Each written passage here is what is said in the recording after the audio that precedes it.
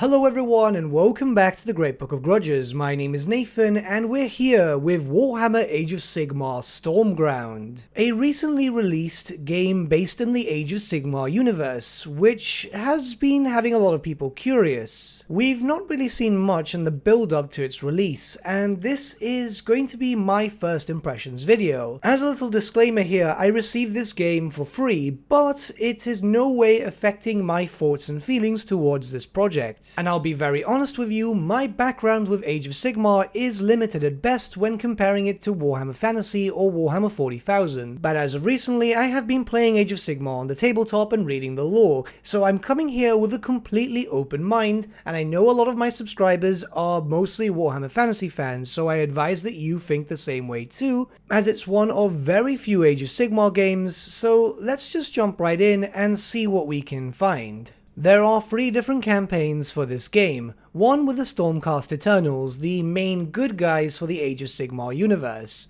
the other with the Nighthaunt, one of the many undead factions, and finally one with the Maggotkin of Nurgle, a rather popular faction in the AOS universe as Nurgle's always been kind of popular anyway. As soon as you start the game you will not have access to the other 2, you will only have access to the Stormcast Eternals. That's fair enough, I'm assuming that the main tutorial is focused around the Stormcast Eternals, and okay, that makes perfect sense, I'm not going to complain. My only complaint here is that there are 4 key factions in the Age of Sigmar universe. These factions are normally known as Grand Alliances, and here we have 3 out of the 4 represented: Order, Death, and Chaos. But no destruction. I'll be very honest, I prefer destruction when it comes to Age of Sigmar as, well, you know, these types of things are always cool, so it's a shame not to see any greenskins as a playable race. It could be that we might see the destruction forces added in with a DLC in the future. It depends if they want to add in more to this game as time progresses if it proves popular, but I guess we're gonna have to wait and see. You'll get a little bit of lore on screen regarding your chosen faction. I'm assuming this will also be same for the Maggotkin and for the Nighthaunt. This is of course always welcome. While games like this are usually marketed towards Warhammer fans, it's always best to try and add in as much lore as possible for anyone who might not be familiar with the universe. There's a little bit of detail regarding your warbands, which is your army, and just a bit how their playstyle actually works. That's always more than welcome, so let's just jump right in. Shaiish, realm of death, a place of finality and endless decline. There resides Thanator's Mats, a stronghold long thought to be unassailable. It teems with frenzied Nighthaunt spirits, cursed to linger there by Nagash himself. It is here the tide turns for the God King's faithful. The stars themselves have been read, and they have revealed to Sigmar a champion. Freyr Skyhelm, a Lord Celestant, loyal and lion-hearted. Like the Mads itself, Freyr bears deep scars of Nighthaunt malice, but she will stand tall and thunder on you. Whether it be with vengeance or valiance in her heart, only Sigmar knows.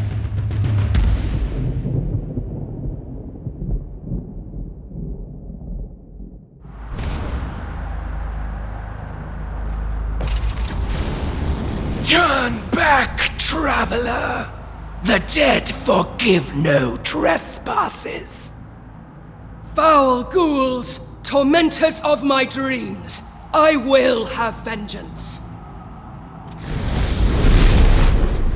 Okay, so I was right. The Stormcast Eternals will be your basic tutorial. I'm imagining this is very early into campaign, and eventually just branch off into something else. As we continue through here, however, let's go to a step back. The cinematic was rather well done and does introduce the lore aspect rather well too. Setting is very important for Warhammer games. It's where the curse of the Warhammer game comes into effect the most. If the setting is no good, and there's no lore introductions, then that's when a Warhammer game starts going down south very fast. You have to take into account that these universes have a lot of lore. Gameplay is as expected, it's turn-based with a hexagon map, so if you're used to games like Warhammer Underworlds, then you're pretty much used to how movement will work. The pace of the game itself is a tad slow, I must admit. When it comes to stuff like movement or giving your units any sort of orders, it might take a while, usually around a second or two before they respond. Combat, as you've been seeing on screen, is rather responsive at least. Especially if you're in melee combat, if someone attacks you, then your character or your unit, depending what you may have,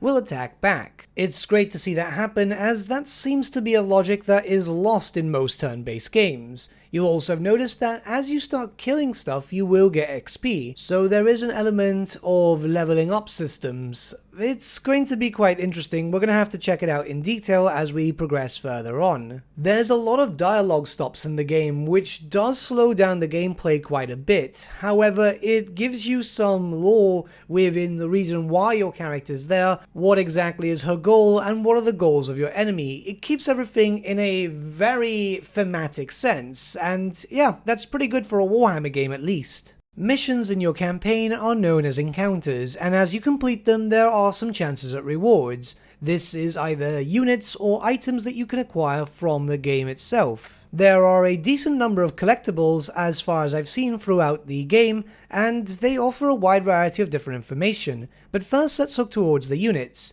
So when you unlock new units, you also can check them out in terms of lore. You'll of course be told their stats, which can be a little confusing, though it's not that difficult when you actually get into the game, and then some abilities, and of course the little bits of lore tidbits, which are always welcome. The card itself doesn't really explain much, I'll be very honest with you. It's only when you actually get into the unit card information where you'll get all the information you need. The collectibles themselves will vary, as I said. Early on you will find some lore books too, and that does help, but mostly to people already familiar with the Age of Sigmar universe. I can guarantee that if you're not used to the universe itself, you're going to be looking at these books and thinking, well, what does this mean? You know, it can be a bit frustrating for newer players who are just trying to learn through the game. The encounter system seems to be simple enough. Just progress as you would through any other linear campaign. What's interesting to note is that you're told exactly what you'll be fighting prior to that and how many of them you may see. Also, what the difficulty of the missions are and what your rewards can be. So I guess you can plan ahead, especially in the future as you start unlocking more and more troops. It's not very clear how many missions are available for each campaign, though the mission selection screen seems to be rather large, so I'm assuming that all the different points there will eventually lead to different missions. As long as there's enough content to keep people engaged, I think it's working rather well. So far as I've played, keep in mind that not all of my footage is shown on this video, there's quite a decent amount. Prior to starting missions, you'll be taken to this screen, where you can plan out your loadout for your warbands. If you have more units, which you will get more as you progress through your campaign, you're able to switch through them as you please. You'll also have access to the War Spoils tab, which will allow you to move around your war gear and upgrade your units. All of your units can take advantage of upgrades, and it's not just based on just stat bonuses, but also aesthetically too, which I think is actually pretty cool. I will praise this system. You will notice it as you go further through a game if you decide to purchase it, that it really brings that Warhammer feel. The idea of customizing your troops and so on is very tabletop Warhammer. The missions again are pretty straightforward. Keep in mind I haven't been playing for too long, so I don't know if they get more complex as time progresses. There have been some specialist missions where, for example, I need to target something specifically, but nothing has been too out there. I will give a little praise to the AI. Despite the fact that this is a turn-based game, it doesn't act as stupid as in most turn-based games. There seems to be an element of logic which does make the AI at least, well, a bit of a danger, which is always welcome with these types of games. If it's a cakewalk, then it's absolutely boring, isn't it? You can and will get defeated if you do not plan ahead and make some mistakes, which, yeah, I like this. That's a cool feature. One thing we have to talk about is campaign defeats. I wanted to see what would happen if it would just completely end it and you had to start again, and I was met with something rather interesting. So you do get rewards for being defeated. It's kind of like just picking up the spoils of war. These, as far as I've seen, will be randomized, so you never know what exactly you can get, though it's usually items and skills. I've not seen a unit drop through that, so I'm assuming no units can be acquired from defeats, which of course makes sense. Your units that you already have will also gain experience, which is cool, they'll still progress. This is where things get a little bit different. So your character has died, and with the thing with Stormcast, at least as the lore is right now, the characters that die can be reforged anew. We're not going to get into very heavy lore specifics over here, but basically the character's just remade and she can continue as normal, which means that anything that you've acquired, any upgrades and so on, not only for her but also your other units, will stay with you. However, this is where the punishment comes into effect. So if you want to then continue with your campaign, you will start from the beginning. You'll still have all your upgrades and all that, that's perfectly fine, and you will be stronger for that, but you have to begin from mission 1. This is not too much of a problem when I'm showcasing all this stuff here. This is during my testing where I only got to a few missions in, and there I decided, well, from there I'll die and see what happens. I wanted to see if any punishment came into effect. I was kind of shocked to find out that you had to start the campaign all over again because, well, yeah, it's fine because you're going to be stronger, but if this does end up being a rather lengthy campaign, I mean, just imagine getting to the second to last mission and then having to restart. It's a bit scary, isn't it? It's punishing and it's definitely a more hardcore type of playstyle, but I don't know, it just seems like it's a bit too much. There is something I can heavily praise, however, which is the inclusion of an army painter. For those who are not used to Warhammer games, this might not mean much to you, but for you Warhammer fans and tabletop fans like myself, yeah, this is massive. A small feature like this is always a very welcome addition to any Warhammer game, as of course this type of stuff is just very Warhammer, you know, painting up your own armies to your own specific schemes and so on. Now, there's not a lot of customization, you only get your main, your secondary and your trim, but you can actually end up with some cool paint schemes. It's a very good feature and it's done so well because, yeah, graphically, especially when you're looking about it here, the models look great. So it's nice to see this being included. More Warhammer games need this feature. Right, so with this, I'm going to start laying out my thoughts regarding this game. I'm going to be brutally honest about some things, and what you're going to see on screen is a mission where you have to destroy a soul prison or else your enemies will keep respawning. This is one mission where I ended up losing as I wasn't preparing my forces too well, and don't worry, I'm not going to complain about losing because, well, you know, these things happen, and it was actually a good thing because the AI was thinking about stuff rather logically. So let's begin, shall we?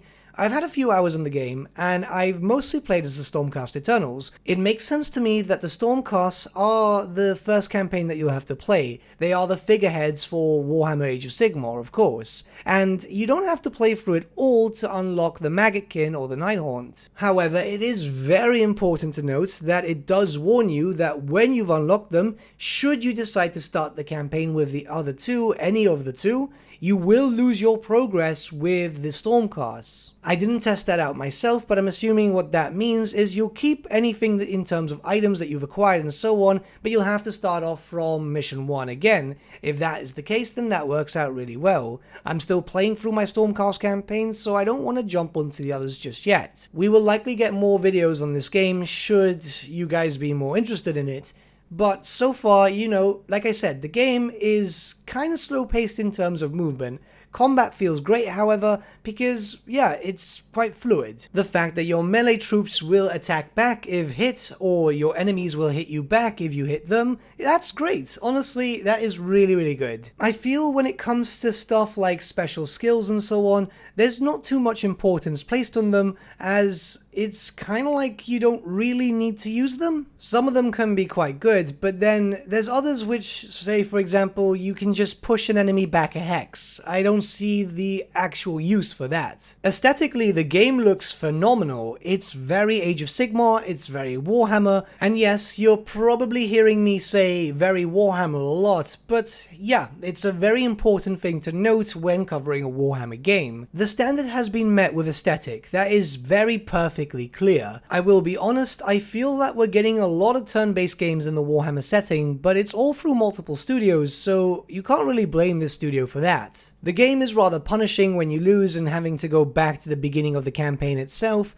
which I actually do enjoy. I think it's quite nice to have a game that is punishing. It's very rare nowadays. And of course, when referring to the Army Painter, that is a huge plus when it comes to me and any Warhammer game. It gets a lot of favor points from me just for that. That being said, yes, there are some negatives too. When it comes to lore, it's very clear that this is aimed for Age of Sigmar fans, and it can be a bit of a problem. Age of Sigmar is still growing, it's still changing, the setting itself is moving on to its 3rd edition, and it's finally, well, standing on its legs. But the problem here is that a lot of people are still learning the universes from video games, right? I know many people who have gotten into Warhammer just because of a video game, and it's one of those things where if it's not explained too clear, it's a little confusing. Warhammer has this thing where it's very overwhelming when it comes to a lot of lore, so without a lot of lore bases here, yes, we have a little bit of a setting, but we don't really have too much regarding Stormcast Eternals, Nighthorns, and so on. These are the main factions which are playable, so a few cinematics here and there at the beginning would have probably helped a bit more, rather than just establish the characters only. If you're not a fan of the Age of Sigmar setting, you might find yourself confused. I'm still very much jumping into the setting myself, and I found myself confused at times, which, yeah, it doesn't help a lot. They do their best when it comes to the lore books and so on that you can find through the game, but then again, it already talks about very established places like certain realms and so on, and yeah, unless you know the setting again, you're not going to know what these things are. A Warhammer Fantasy fan will find himself confused, a Warhammer 40k fan will find himself confused, a person who isn't into Age of Sigmar lore or Warhammer lore in general might find himself confused. I know I'm being a bit negative there, but there are a lot of positives as I stated before, and look, there are not many Age of Sigmar games, there are just what, 1 or 2 in general? Of course, I'm referring to video games, and I think this was a pretty good effort. I think that the studio has done a great job. They obviously know what they've been talking about when it comes to this game and didn't deviate from the lore. So yeah, that works out very well in a thematic point of view. I'll be very honest that I am kind of disappointed that we didn't see a destruction faction. There are 4 main factions as I stated, and they should have been represented, at least in my view. But the game shows loads of promise, and I wouldn't be opposed to a DLC. I think that it's got a potential to be one of those games to avoid the Warhammer video game curse. Is the game perfect? Well, no. But then again, no Warhammer game truly is. But as one of the very few efforts that have been launched in the Age of Sigmar universe when it comes to video games, I think it's not bad. If I'd have to give it a rating by what I've played so far,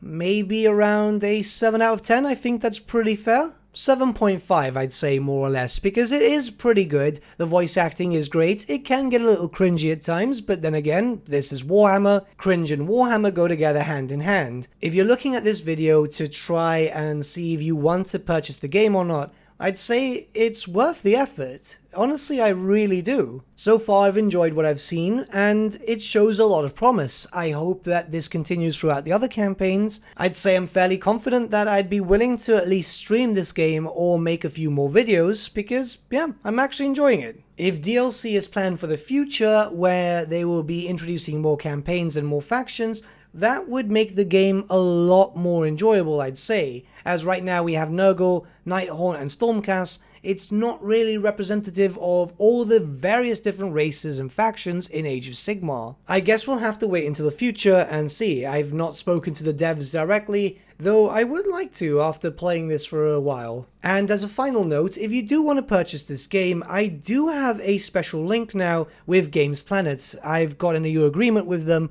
where you can get Age of Sigmar Stormground for 20% off. Purchasing through that link directly supports the channel and you get it discounted, which is always good. That link can be found in the description below, and of course it is entirely optional. But what do you guys think about Age of Sigmar Stormground with what you've seen so far? Let me know your thoughts in the comments below and let's start a discussion, especially if you've been playing it already as it's only recently released. I'd like to see your opinion on it. But with that, my friends, we've come to the end of our video. Thank you so much for watching. If you did enjoy the video, might I suggest giving the video a like, or even subscribing to the channel, as it really does help us out. In the description section below are various links to different social media platforms such as Facebook, Instagram, and Discord. Also in the description section is an affiliate link with Element Games where you could buy loads of hobby-based products, not just Warhammer, for 10 to 25% off. Making a purchase using that link and also our special code, which is also in the description, supports the channel at no extra cost to you, which we think is rather cool. A big thank you to our patrons. Your support means the world to us. It's amazing that people want to help a small channel like us grow and get to a higher level of content. A big thank you to Gibraltar LUSC, Ryan Bertsche, Andrew Prince, and Okro for subscribing to us at our Fane level. You guys are super cool. And a big thank you to Edward Yule, VS Vasan, Aaron Whitman, and Shaggy for subscribing to us at our King level. Honestly, we can't thank you all enough. And lastly, a big thank you to all of you for liking, sharing, and commenting on these videos. Honestly, it's because of you guys that the channel's been growing at such a great pace lately, so we can't thank you all enough. But with that, my friends, thank you so much for watching once again, and we shall see you all again very, very soon. Have a good day.